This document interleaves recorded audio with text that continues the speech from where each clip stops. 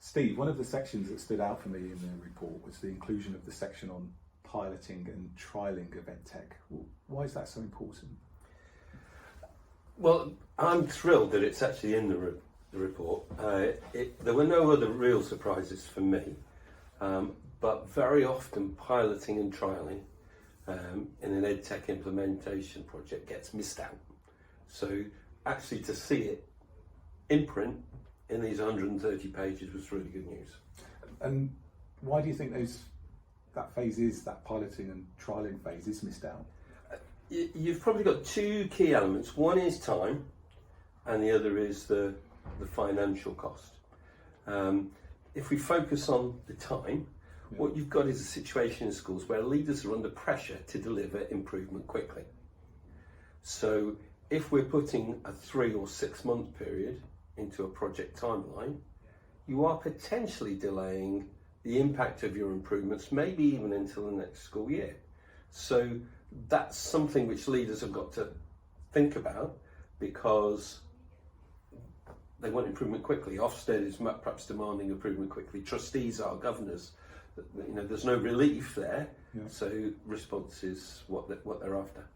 But if ultimately you get a better outcome, surely that's a good thing. Yes, it is. Yes, it is. Well, without a doubt, it's a good thing. Yeah. All right. Having that phase in means you get the chance to mitigate any risk. What you also get the chance to do is to learn the lessons which are going to be so crucial when it comes to a wider rollout. That's the technology side of it. What about the people side? Well, thanks for flagging that. I know we talk about this virtually every time we sit and chat about a project. We're flagging the people element of technology adoption and how maybe you get people across the chasm of that challenge. So a pilot does offer the opportunity to fine-tune the personnel aspects, because you get the chance, especially if you use a broad spectrum of people for the trial, and a range of classes or range of school settings, is you get the chance to see how things are going to work in a particular environment. And this is something that I've seen happen probably for the last 25 years or so since I've been involved in technology implementation projects. I think my first one was 1998 and Microsoft's Anytime Anywhere Learning project. And obviously that sounds like that's going to take quite a lot of time from staff's point of view. That's time that perhaps they feel they might not have. And that time needs to be ring-fenced. Yes. To add something extra onto a member of staff's time means that actually it's not a real scenario. Yes. So I think giving people the time to explore and pilot new technology, you can allocate specific periods within the day, time each week to plan, prepare, and evaluate the technology is important. Because if you've not got the evaluation, then you're missing out. Okay. And I think putting that time in, and I think I know the answer to this, ensures that you have a good or better outcome to the project overall.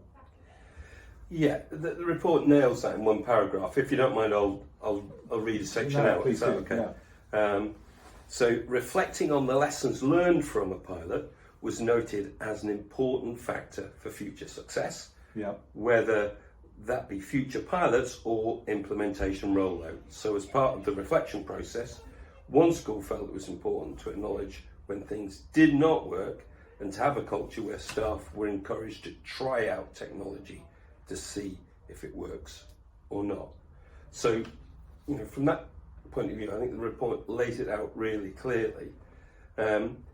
Now, sometimes what happens is the process of a trial in a school might be successful in and of itself, but what happens is that implementation fails on rollout because the extrapolation wasn't made from one class use to whole school use. So I think in our last, when we were thinking about alignment, in a previous chat we had, we were looking at a situation where if the infrastructure wasn't aligned to a whole-scale school rollout, then it wasn't going to be successful.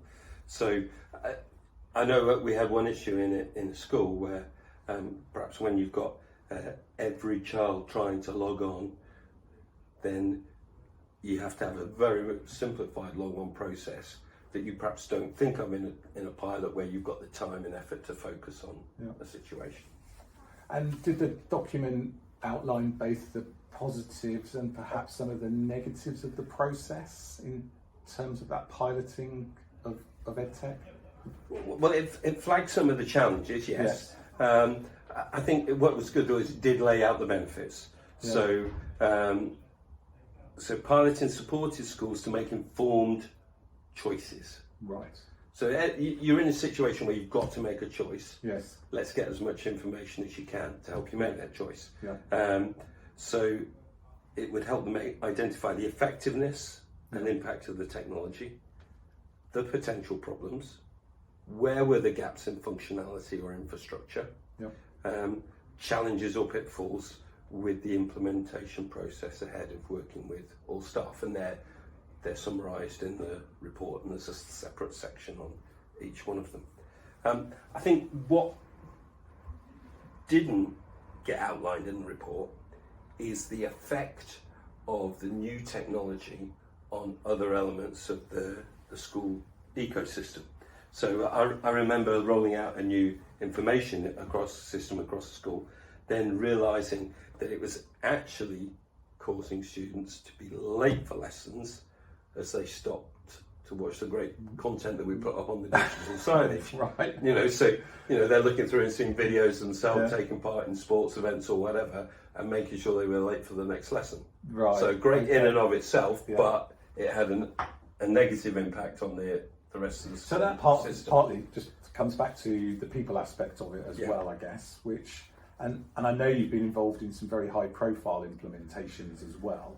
EdTech. Pain and gain. Yeah. Have you got some examples that you could pick out from what you personally have learned from those implementations?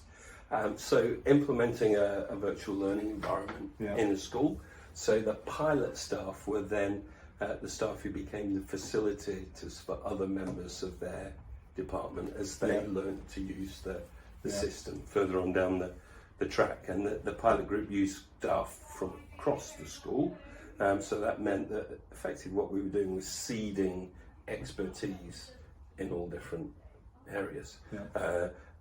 Compounding the challenge was that we were bringing staff together from 3 separate schools. Right. So we made sure that the people trialling were based across those individual schools. Yeah. Another example, introducing one-to-one devices. You'll be aware of that project. I think the significance of a pilot here was it identified the challenge of local storage, charging and sharing of devices. Now, if you've got 15, 30 devices in the school, that's something, but when you've got 1,000 and students are trying to use them all day, then what we identified was the importance of having charging units that were in proximity to where students were, both in classrooms but also in their sort of break time areas, their common room areas as well. And we hadn't anticipated that we'd need that many until the pilot in that particular zone. So piloting is hugely important. The report itself has been very helpful from the conversation that we've just terrific. had. And your experience kind of backs that up really, so real world experience. So we've got some research and real world experience coming together to demonstrate clearly that piloting is a really important aspect of introducing new EdTech. Yeah, it's just one part of this report as well, so I encourage people to read it for themselves, and it's good to know. I think there are at least the 3 reports coming out from the DFE over the next few months as well. Steve, thank you very much. My pleasure. Thank you.